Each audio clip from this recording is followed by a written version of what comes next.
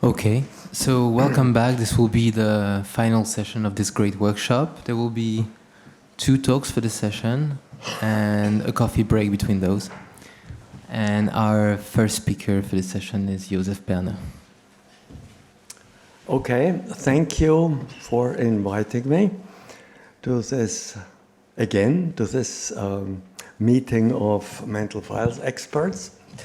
And I will tell you about our vanished jar experiment. And I changed the title slightly to Strawson's Constraint at Work, because I think that's is the important message for mental files of our experiment.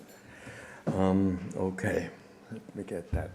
So the overview is I tell you quickly what is meant by Strawson's constraint, then how that relates to identity statements, understanding identity statements, then a developmental claim that indexed files are developed around 3 to 5 years, or roughly 4 years plus minus, and that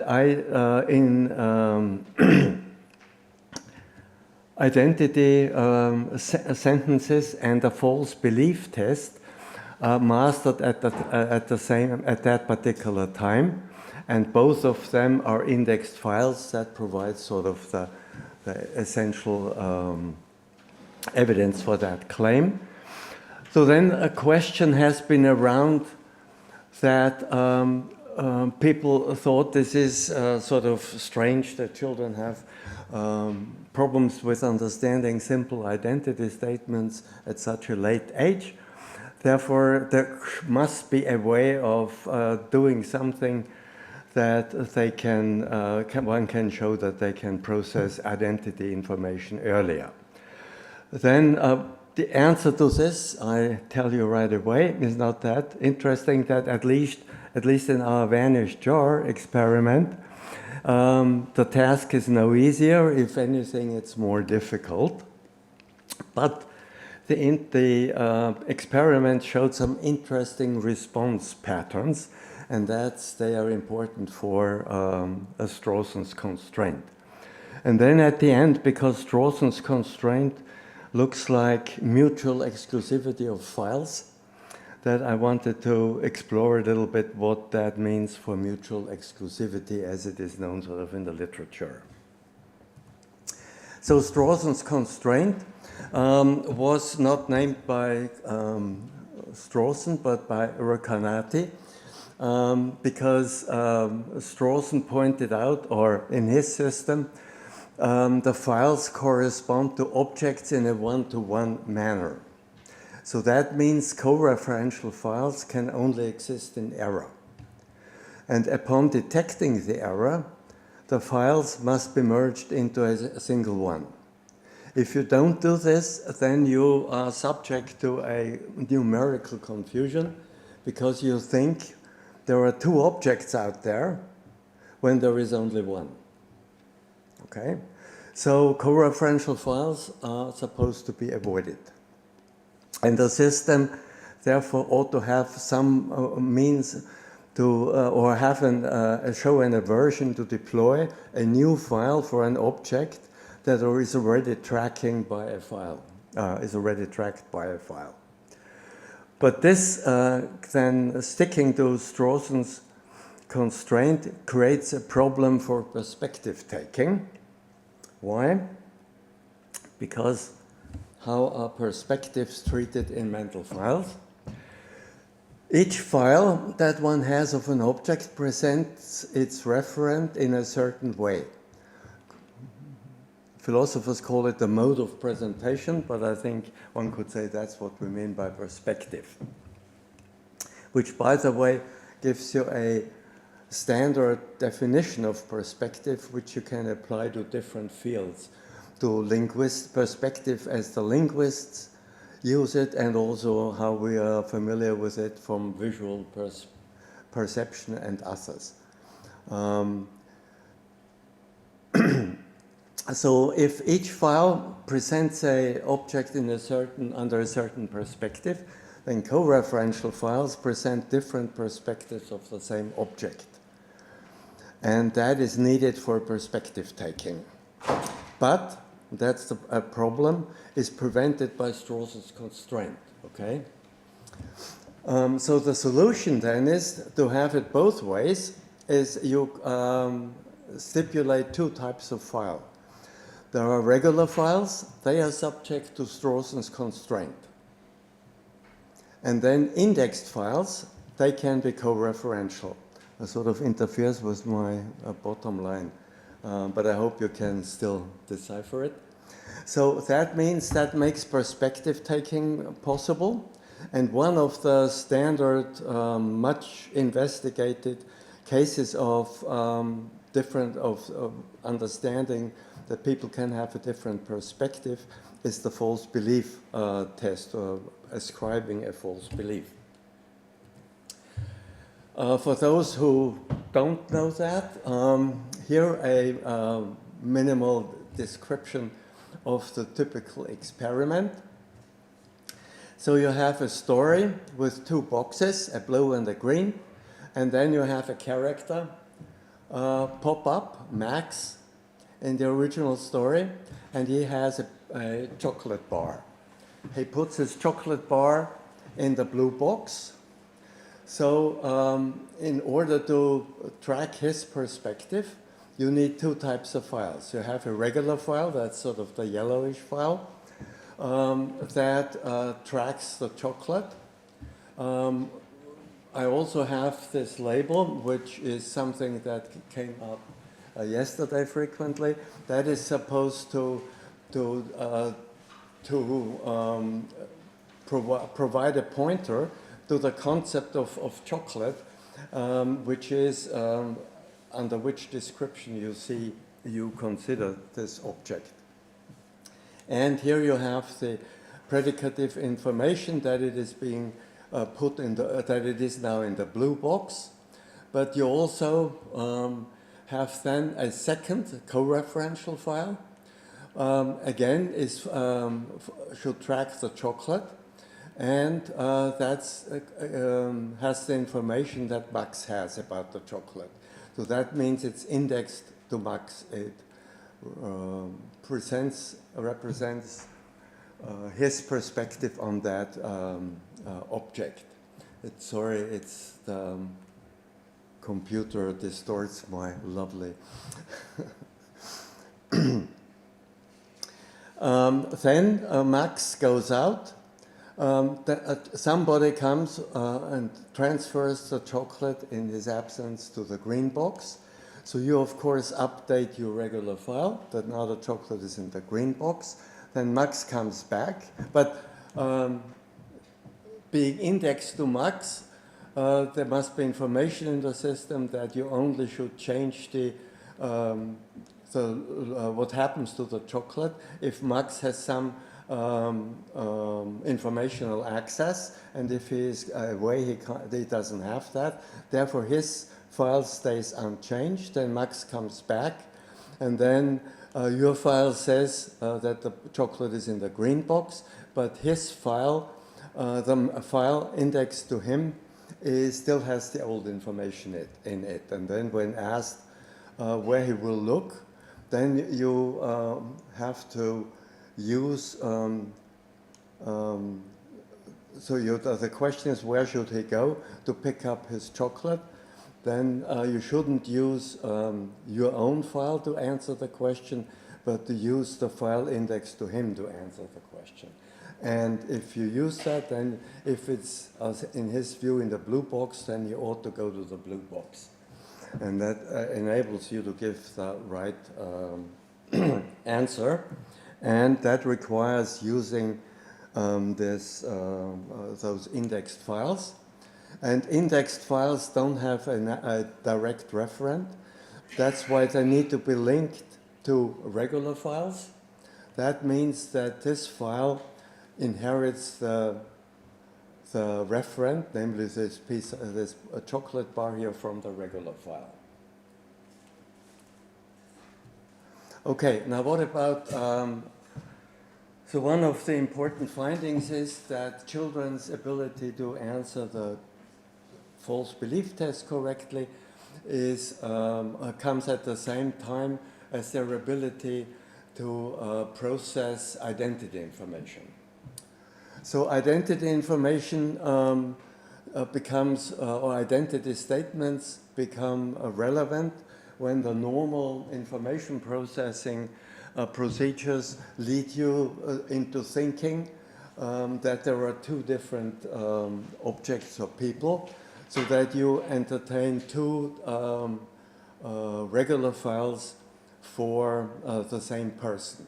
So if you get a story, and I start the story with the teacher is at school, Susie's mother is not at home, Susie wants to bring something to her, and then that means normal processing. The teacher makes you deploy one file. Sorry, this is all mucked up. So the teacher is supposed to make you deploy a file for the teacher, and this is says that this person is a teacher and she or he is in school. If you send a second sentence, Susie's mother lets you deploy a second file for Susie's mom, and we know that she is not at home and she is Susie's mother, and so on. Okay? And then you're given a identity statement that Susie's mother is the same person as the teacher. Okay?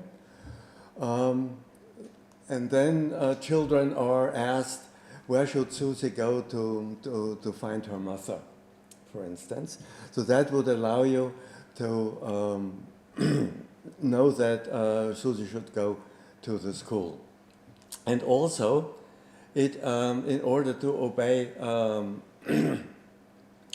Strawson's constraint, you should deploy a new file, a single file for that person, and merge the information that's in those both files into this new single file, so that this person is a teacher and she is the mother of Susie, and she is in school.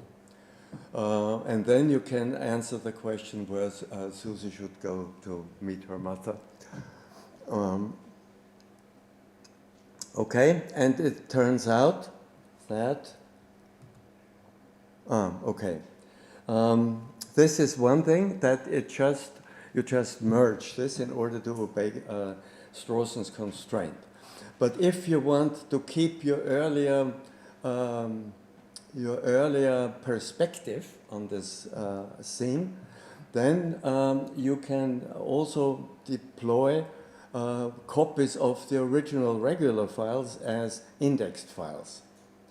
As for Susie's mom, it has the same information as this one, but it's now indexed to me. T1 means myself at the earlier point in time when I thought that those were different people.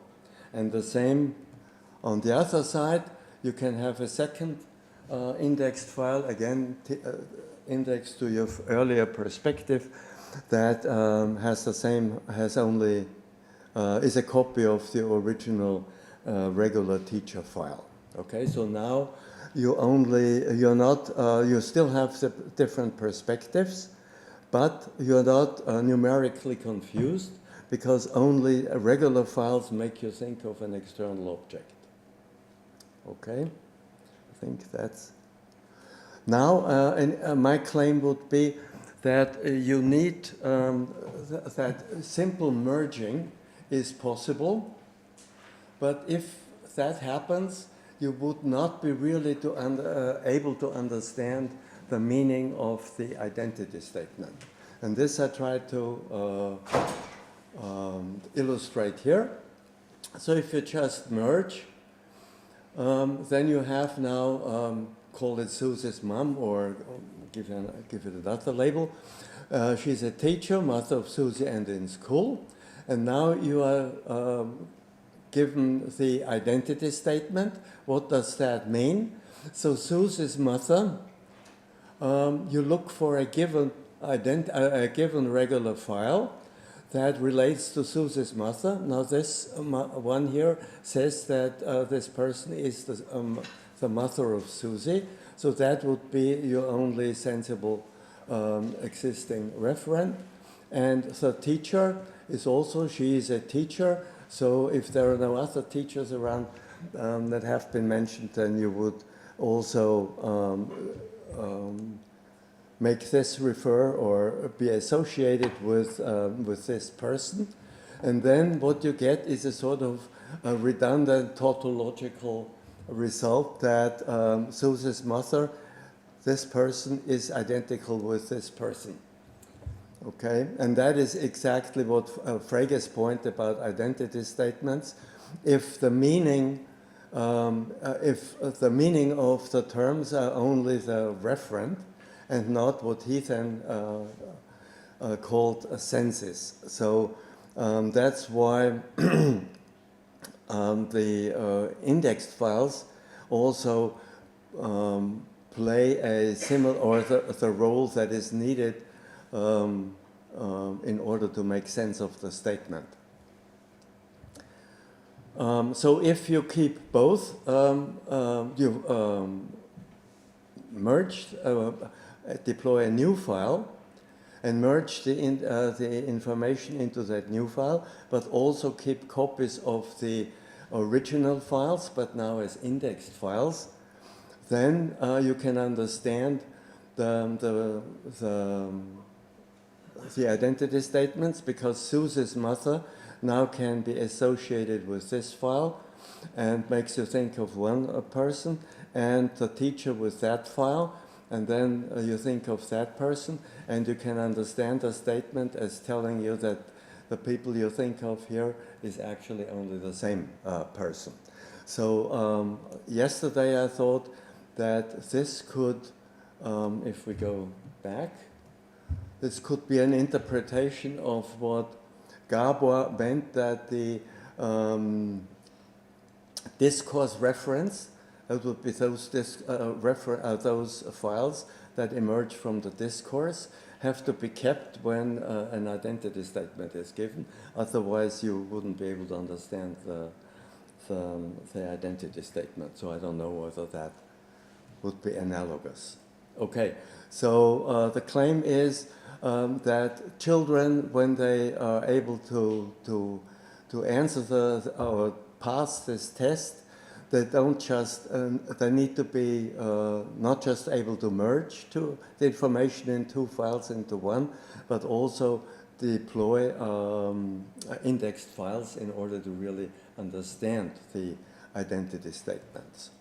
Okay, and here is sort of a meta-analysis of various experiments I could find that tested children's understanding of false belief, and the green stuff is the average at each age group in particular study, the average number of correct responses in those studies.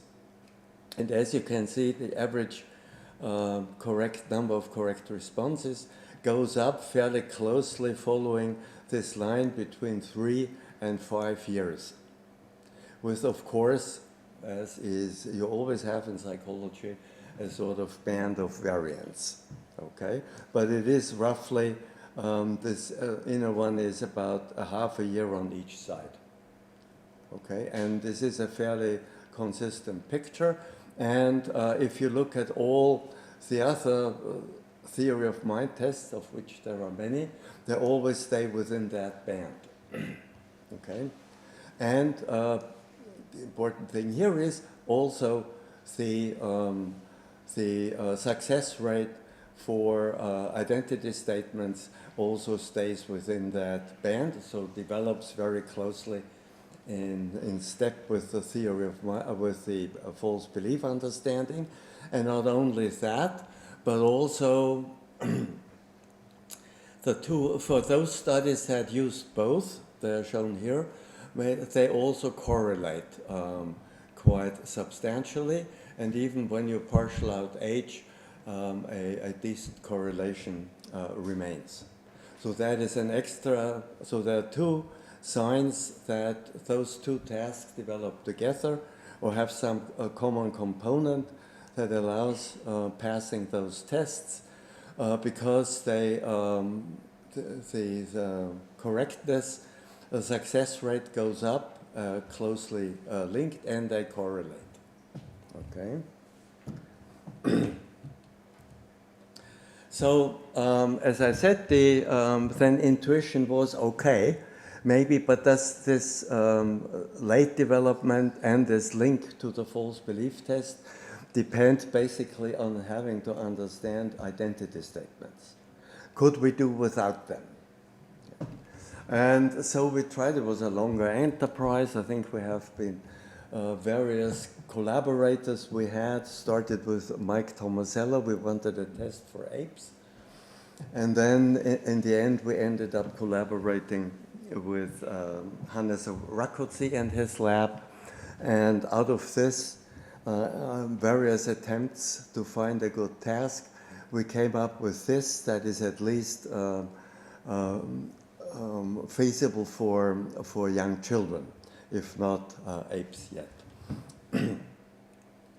So how it works is you have a box here and two toys and a jar that stands in the back.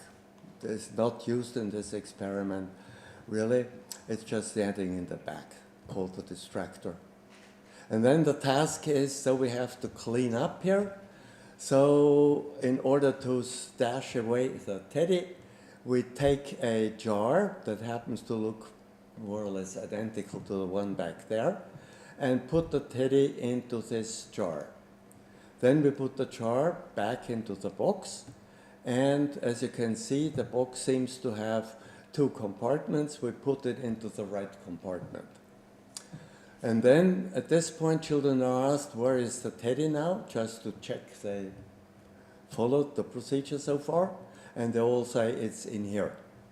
Then you say, take out this again, a third jar that looks exactly the same. Take it out, put in the car, put the car inside, and then you have this situation here. And you ask, where is Teddy again? So then, not all, but most adults and children say it's still in this box. Okay? And then you open the box and you see two things. There is no jar with Teddy. Also, the box doesn't really have two compartments. It's just one big compartment. And adults immediately realize that means that the jar that was put in here was taken out just from the other side of that box. Okay? That this was just in error, that you thought it came from a separated compartment. And now the question, the data are, oh, this is again messed up. Well, am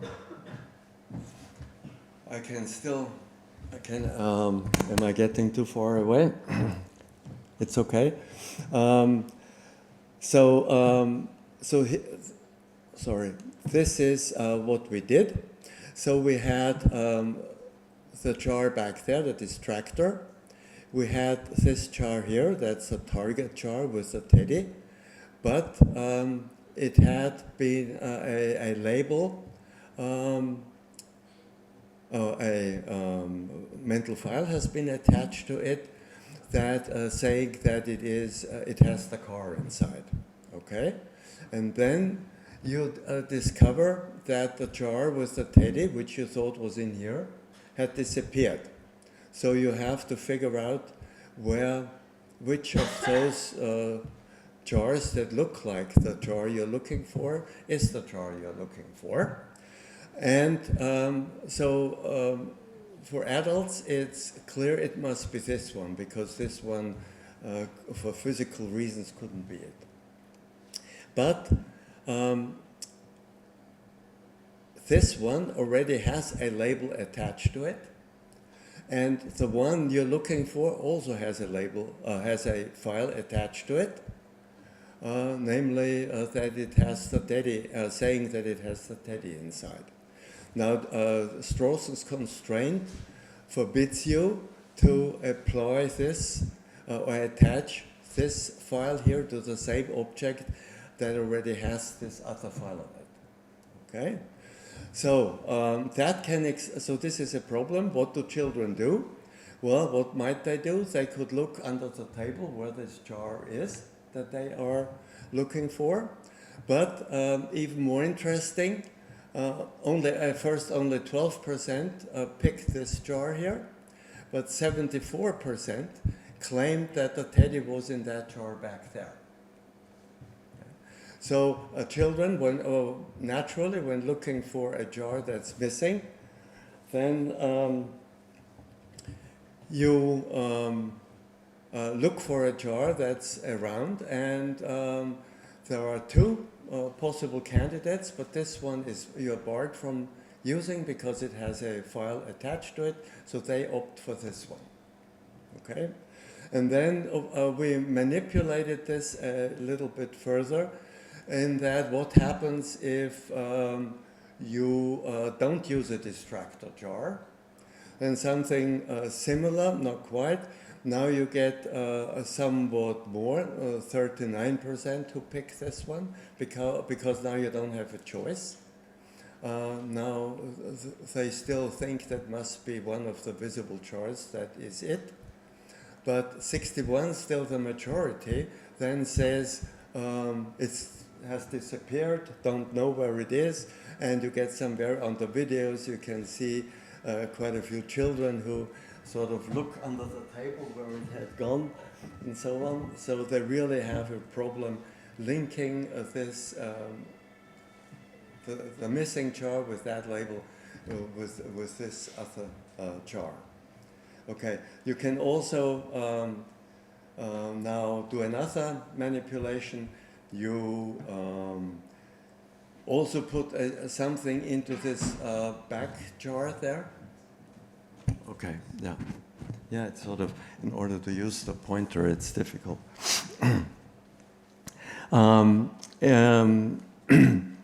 You can put something else into there, a horse or something, and that, of course, ensures that a file will be deployed for that object here in order to register that the horse is inside. And then when looking for the jar with teddy, you have two candidates, but both of them you can't use because of Strawson's constraint. So therefore, again, it got mucked up here. So I think 53% now look under the table, or look somewhere, or say it has gone, don't know where it is, and so on. So really a very strong effect that the younger children can't solve this identity problem because of Strawson's constraint. The idea, okay, and we didn't contrast it directly,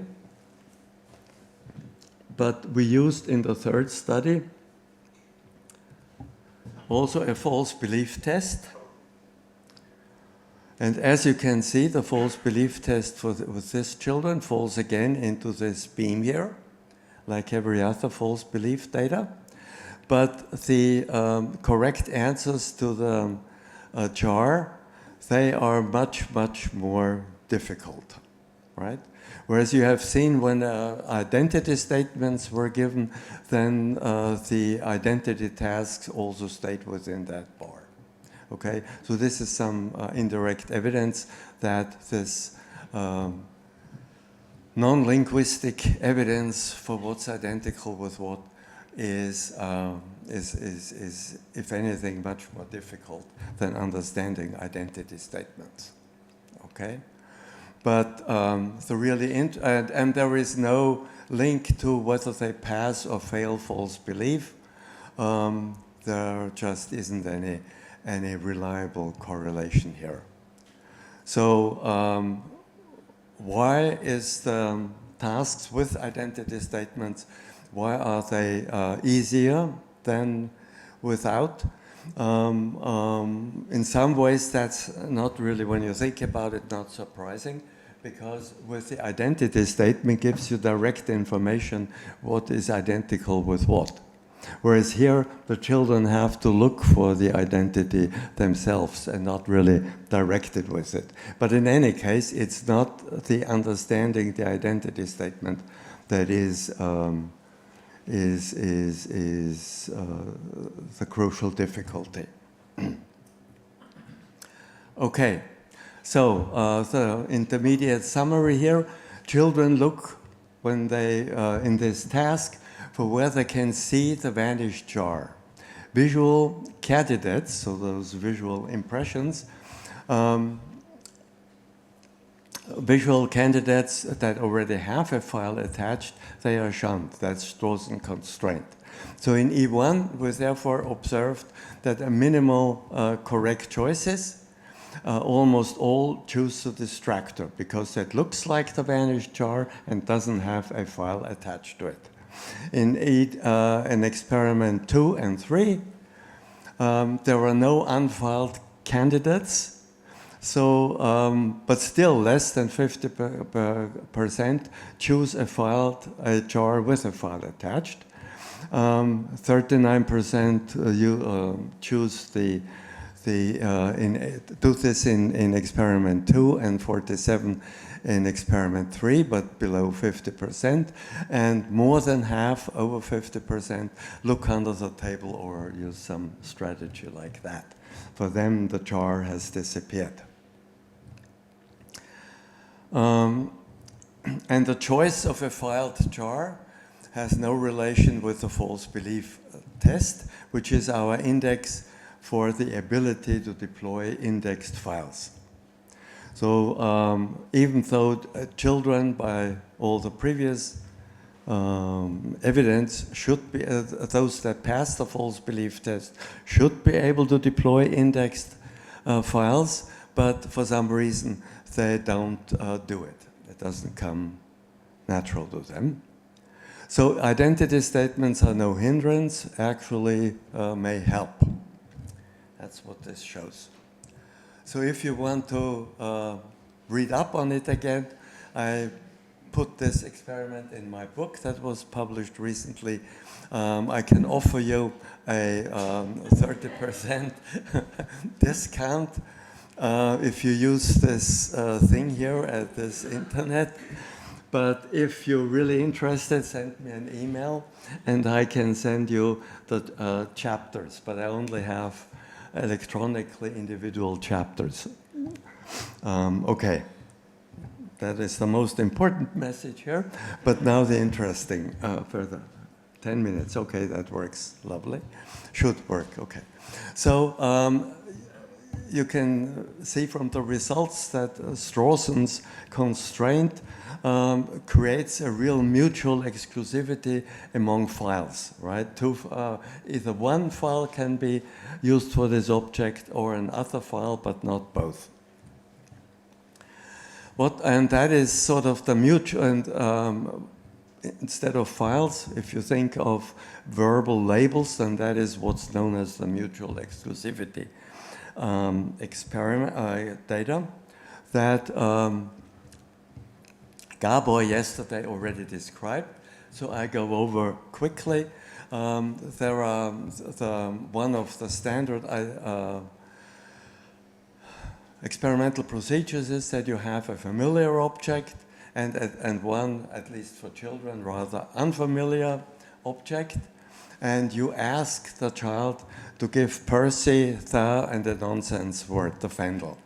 Okay, and you typically find that 80% of children, also adults by the way, hand you the whisk and not the banana. And then this has been used, it's always worth mentioning, for two, maybe more sort of important claims. That the first one was that it provides children with a word learning heuristic to help them latch more quickly onto the correct referent for a new term. Okay, that is one. So that is, but this constraint works blindly. Okay, no information is given what the speaker wants you to give him. It's just you have this blind thing that each object can only have one name. Then one of the more popular alternative explanation is that children understand early on communicative intention. So if the speaker wanted me to hand Percy the banana, he would have said banana. Since he didn't do that, must be the other object. Okay. So from my point of view, what is not so nice about those explanations is that here this lexical constraint is a sort of blind constraint. Here the communicative intention isn't blind, but poses rather sophisticated reasoning about communicative intention from very early on. I'm more in favor of a sort of minimalist assumptions. And the third thing, which is down here, is Gabor's theory, and it has been cut off here. And here's the experiment. So the claim is what the earlier studies didn't do, is they didn't distinguish, they just used different words, but didn't distinguish between the prosody in which this word is used. And prosody in this experiment manipulates focus. So if the fox says, I am pointing to the dax, teaching the child that this is called a dax, and then says, now you point to the, and then either putting stress on wug or no stress on wug.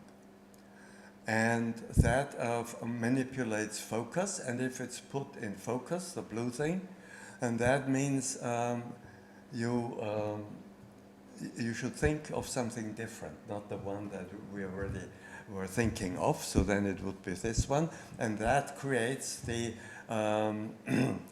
mutual exclusivity data. Whereas if you say, now you point to the one, then that means I pointed to this here, and now you point to the word, you point to the same one, but it's you now instead of me. Okay, and you get this really nice data that in the blue condition they point to the other object. In the given condition, the red one, they only very few children do that. Okay. So I have like those data and the analysis, but there is something missing. I hope you can reconstruct that slide. So focus, if I looked up in one of the linguistic papers that Gabo has cited, the focus is one of the constraints operating at the interface between syntax and interpretation. Okay, so but in order to do the task, we have not only syntax or the word level and the interpretation, the mind, but also the real objects in order to know how to act. Okay. And now, to make it short, if I say, how does it work with mental files? So if you say this is a DAX, then you create a mental file for that object. You have some information on what it looks like, and that it is called a DAX. Okay?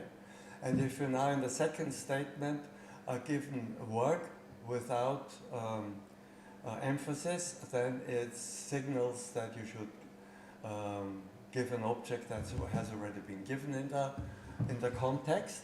So therefore, it makes you pick or associate work with the same mental file.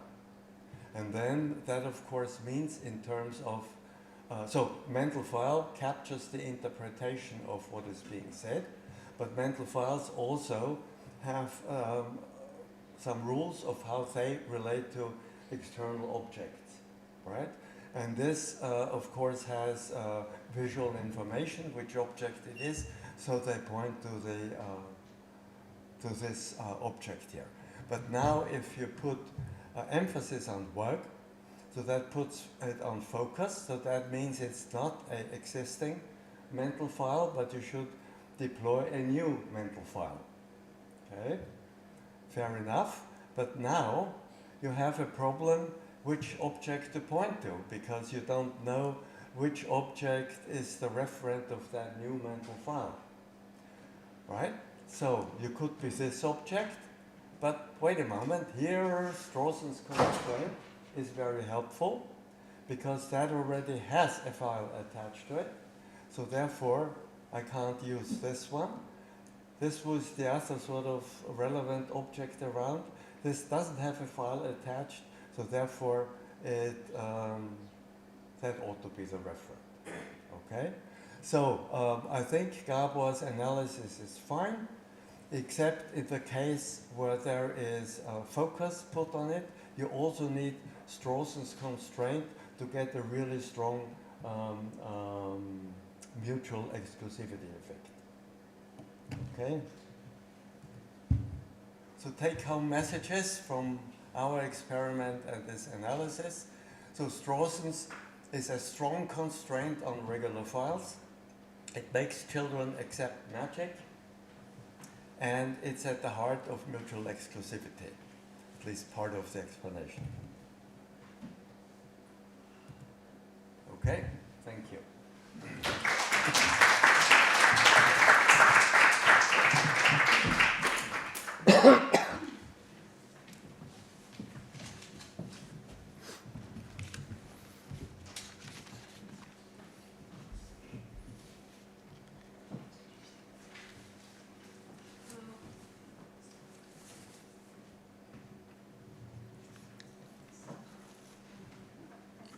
Doesn't.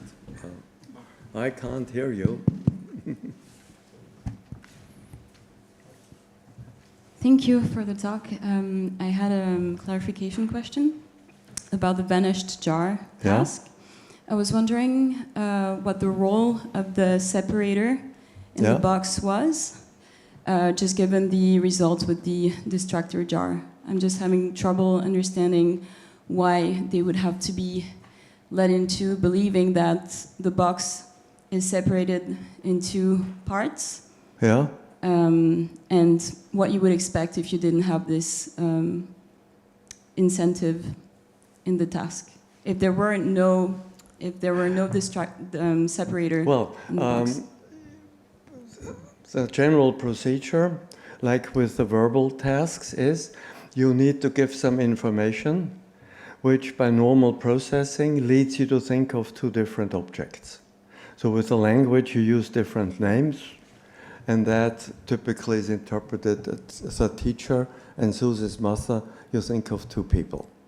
And then you have to give identity information to correct that error, if you wish. Okay, and here the seeming separator is the visual way of trapping people into assuming it must be a new object. Because if they put the jar into this side and then take a jar out from the other side, then that can't be the same jar. And when you then see that there there is no separator, it's just one bigger room in there, then trying to figure out which jar that we now see could be the missing jar, then at least adults immediately get the idea, well, it's the one I took. I put one into the box and took one out of the box. That must be the same jar.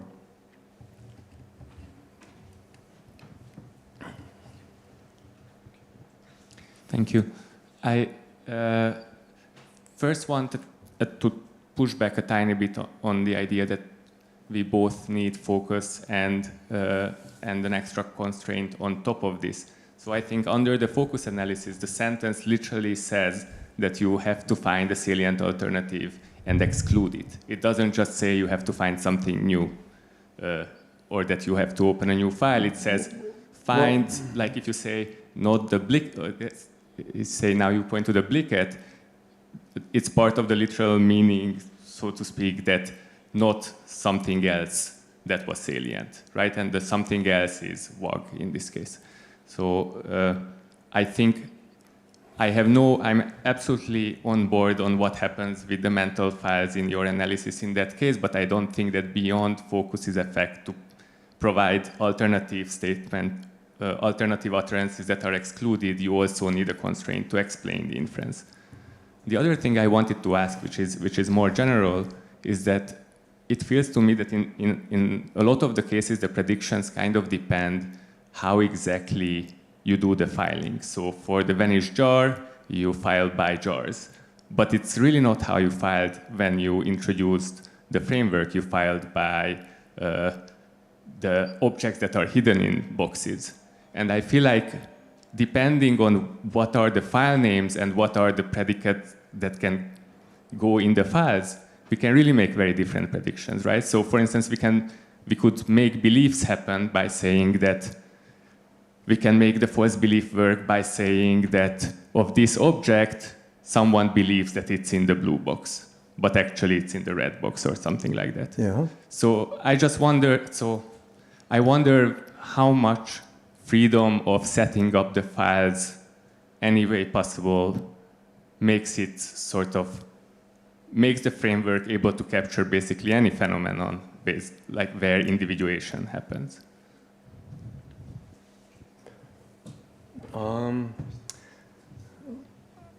So first to your mutual exclusivity, the focus. Yeah, maybe you are right, but I just thought what the linguists say is that it is a relationship that it helps you to go from the language to the interpretation, right? And when they investigate something, they usually don't have external objects, but they just have internal models of objects, right? And it helps you go choose a different one. So maybe you're right that it could be used here that,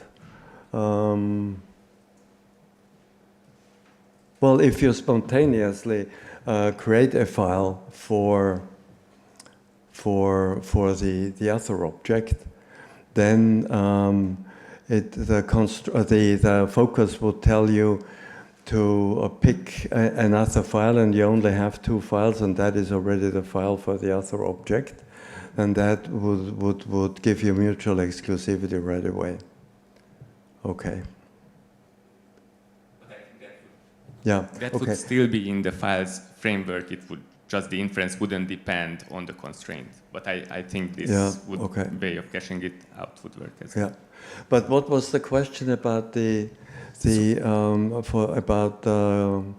I'm just worried about what are the different ways we can characterize a scene in terms of giving files names that should provide individuating information and things that I called cargo but we can, like, how do we decide that it's by jars that we are going to file in this task and not by monkey, right? If we would file by objects, I don't think that the same prediction follows, because just because one object is in one jar, another object can be in the same jar.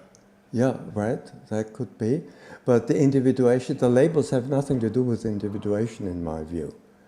They are just conceptual, links to conceptual knowledge.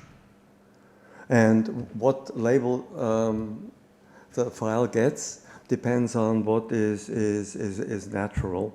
So I don't know what the children call it. Would they call it a jar, a container, or whatever? But that is not the important thing. What individuates the file in relation to the object is that object here, that the file is now made to track that object. But it could be tracked as a jar or as a container or as unknown object or something. Okay. So I had the same question as Gabo, but I didn't. I think the question actually, can you go back to the design of the? Okay. Yeah, I will go back. To where? To the design of the schematics of the vanished jar. Yeah. Yes. So. So one question is why don't children use their mental files for the teddy and the car to? Yeah, there's a mental files for teddy and car and for the jars. Oh, okay. But I don't want to populate it too much. Okay, then let me ask the second question. The second question is, why did you use these generic statements about the jars, that this jar is for teddy and this jar is for the car? And do you think that makes a difference in what children infer, that is the possibilities that they exclude are based on that rather than?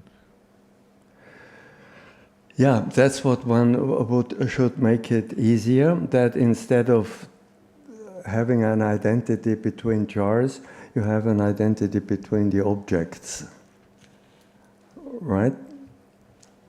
The microphone has gone, so you are helpless. No, that's not what I meant. What I meant is when you say that this is for teddy, you're describing the function of the jar. Okay, it's a generic. yeah. It's a generic statement. This is the jar for teddy. Yes. Yeah? So, and then the second jar is for the car. Yeah. Well, we put the car. Yeah. We put the car in here. Yeah. Okay. Well, you get the impression that things go into each has a jar it's put in. Okay. So that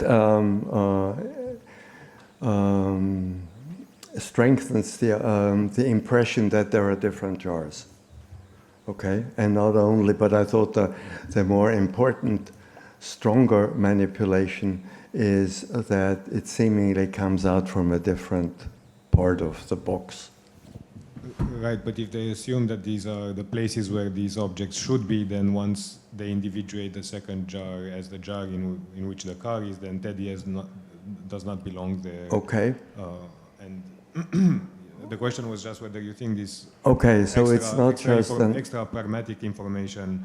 Okay. May change children's inferences over and beyond the files. Thank you. If we do it again, we'll try to take care of that. Yeah.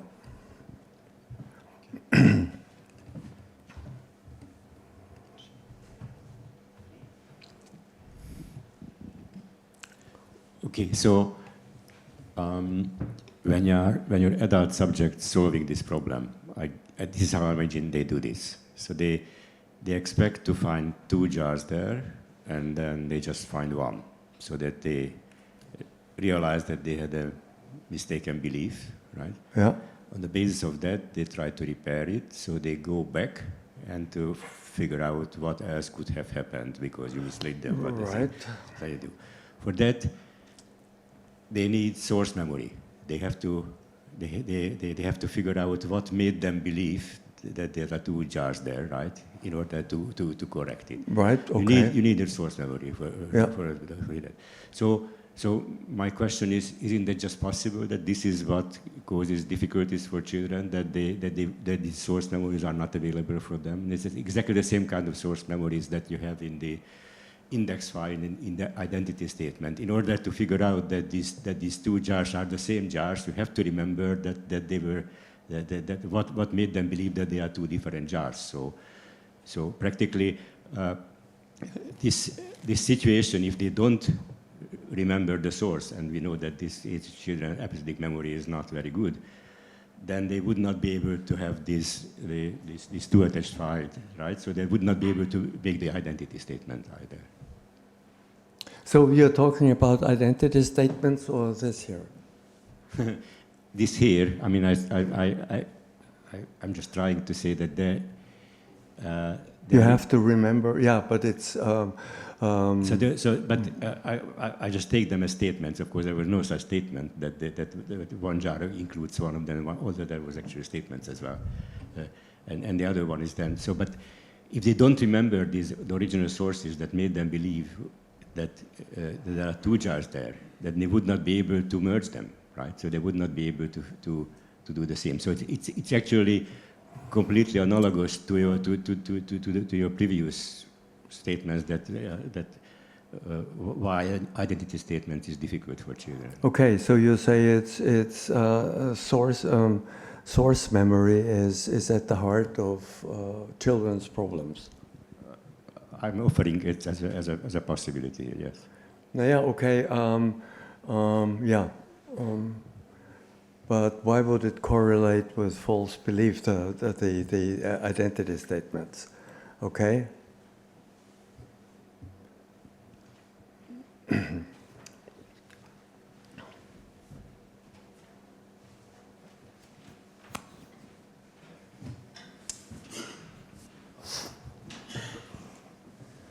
Hi, thanks. I wanted to ask you about the argument at the end with the mutual exclusivity and the Strawson's constraint. Could you go back to that last slide?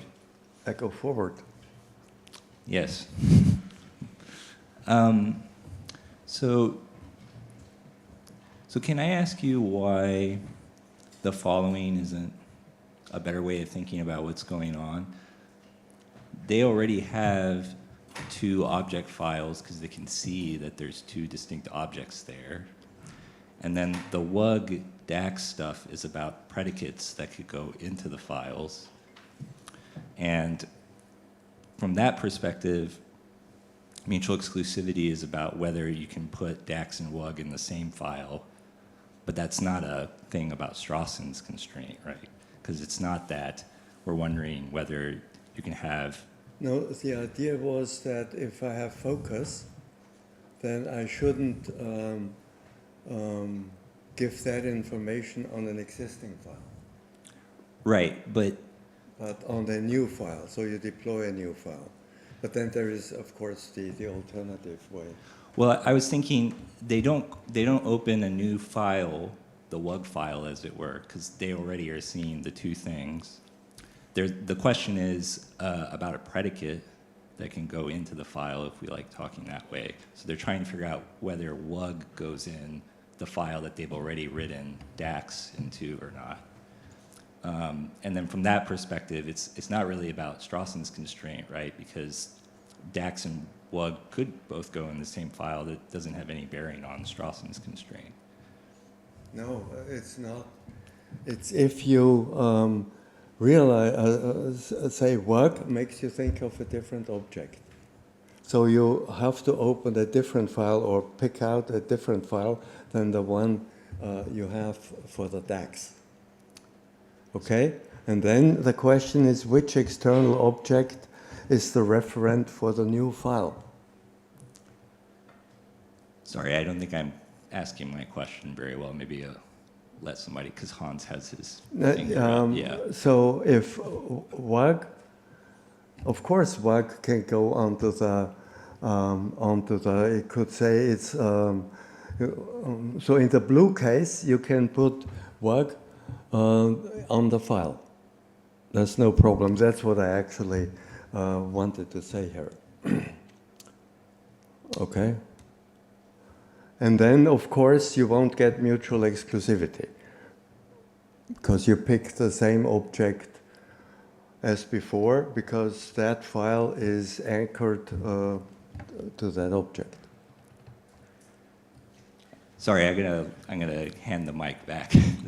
I don't think I'm explaining this question very well. Yeah, we have a follow-up by Hans.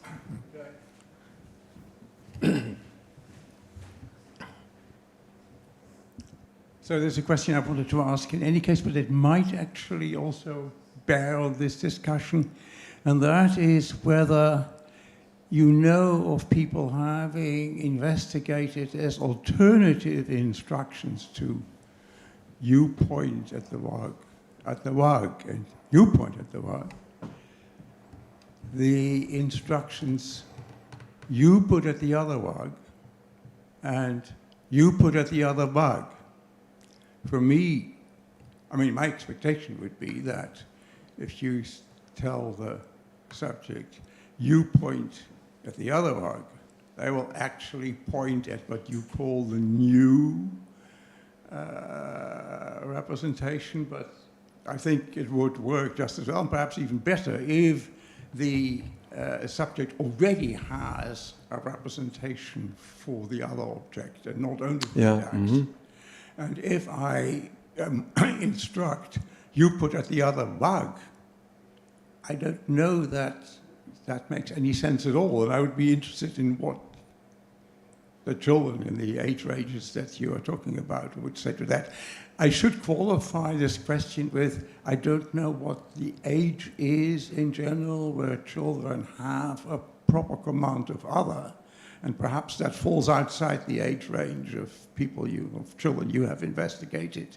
But the question, nevertheless, would be interesting, I think. Well, he has for the investigated the children. We just looked at the literature. Okay. So, just a very quick follow-up that I think children at this age do have a basic command of like another and similar articles, but I don't have a strong intuition about what would these cases be anaphoric in these scenarios where I feel like, I feel like I kind of had a clear intuition with the focus version, but it's sort of unclear to me whether the given one is felicitous without. But as far as you know, this hasn't yet been experimented. This have not been experimented, but another I think they use pretty well, or at least understand. A follow-up by Rory in the back.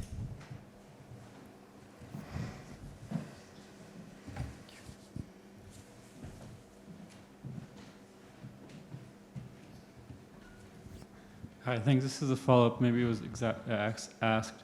It's also maybe also a question for Gabor. But so in the study with the contrast, so what if the fox says, "This is a DAX.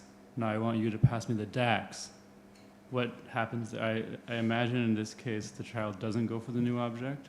So that would mean that there's still, in the case where you have a de-emphasized WUG, there still is a role for something in addition to focus. That would be explaining what's going on, and then at that point you could throw in something like with mental files. I don't know, is this? Yes, this is also a question for you, right? Yeah. But I mean, this is a question about the empirical data, but also given the answer to that, what consequences for this? So it's also a question for him, but also for you. But it depends on the empirical data, which I don't know. So I think there is empirical data on this, but I can't answer it without the mic. There was 2 yesterday. But you always put the emphasis on DAX. Yes. Yeah. So we don't have a condition where DAX was not emphasized. Or U is emphasized, right? Yeah. Too. I think there is so much evidence on this because I think this is how people run their familiar word conditions in most of these studies. So, I mean, they might don't have this double focus of now you point to the whatever, but in generally speaking, they do things like, look, a DAX. Now you point to the DAX, like something like this. We still focus on DAX. And I think in the case, again, what you can see, this is more of a semantic effect insofar that the case is that DAX cannot contrast with DAX, right? Like it has to find something else to contrast with in order to be felicitous. And I'm guessing what children do is that they converge on the other object because there's nothing else.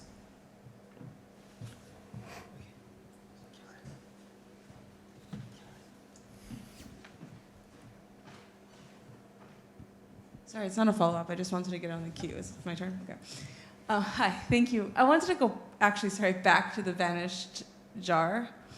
And I was just, I'm not a psychologist, I'm a philosopher, so I don't know about designing experiments, but I'm just surprised by the explanation that Strawson's constraint makes children believe in magic, rather than the fact that children believe in magic explains why they don't come to the natural conclusion as easily as adults do about where the missing jar came from.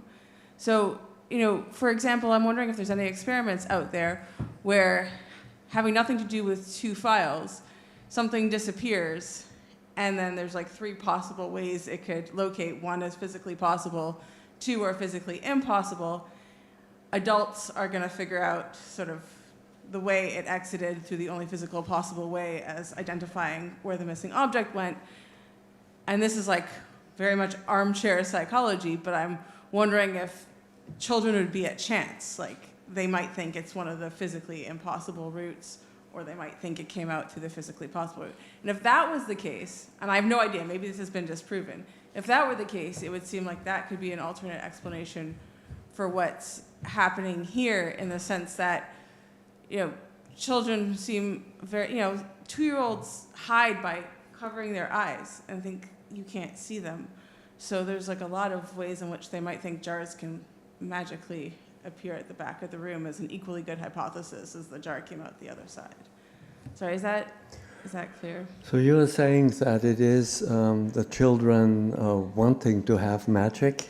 Not just wanting that magic, just children don't know. I don't really mean that children believe in magic. I mean in the sense that, like, I would want, and again, I think this is an empirical hypothesis that I don't want to make from the armchair, that I'd want to see if there were tests, Okay. but that children might not have as good a concept on what's physically possible as adults do, okay. which is why adults go. Yeah, so in the sense that there's an explanation that could have nothing to do with files, but the fact that adults are going to go to the only physically logical conclusion, and then it would take a lot for me to learn, to think it's under the table, I'd have to also posit that there's like a trap door underneath the box or something like that somebody, right, which is possible, but like less likely. So as an adult, my immediate hypothesis is like the obvious one.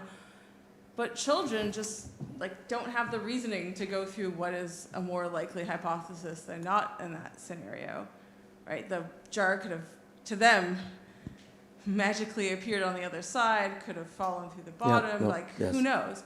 But I'm wondering if that sort of experimental design could be replicated in a way that doesn't depend on 2 files, that just depends on whether children are going to take like the physically most likely route given the laws of physics, or be sort of at chance between 2 impossible routes or 2 very unlikely routes, unless there's something very special about the table.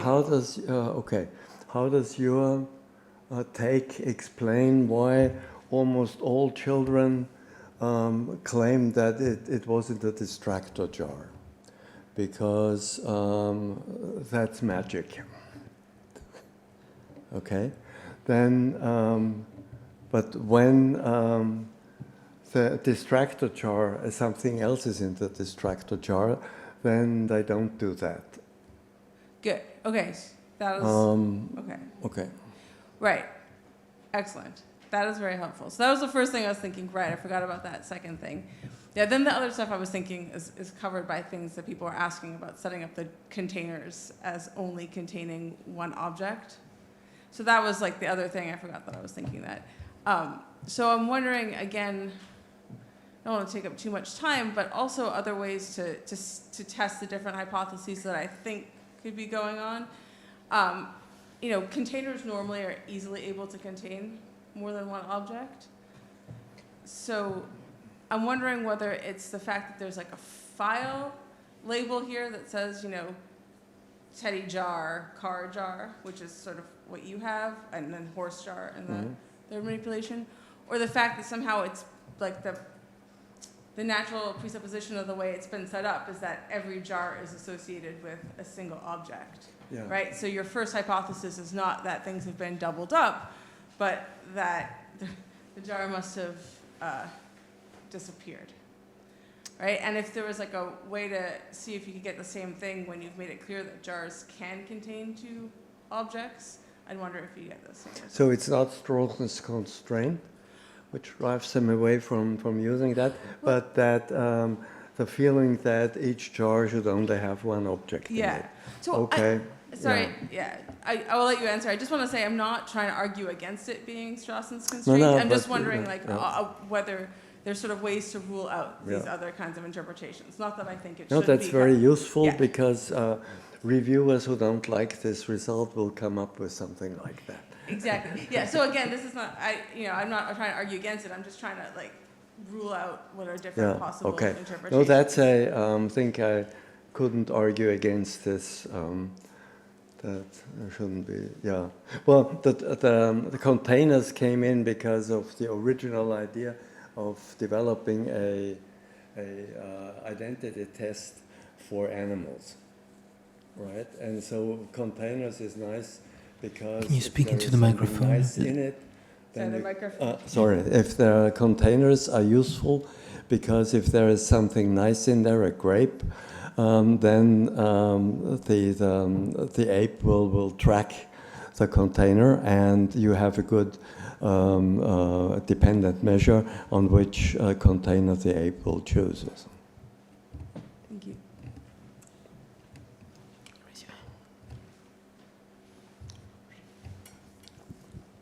Hi, thanks. So if I understood this right, you're proposing that the right, appropriate interpretation of identity statements and success in false belief tasks rely on the same mechanism, right? So for the identity statements. That identity statements and false belief rely on the same mechanism. But here it doesn't work. Okay. Yeah. Right. Okay. So So then, can you explain the setup again, please? Why there is a correlation between, or why false belief test? Why does it not work? Yeah. Well, the basic thing is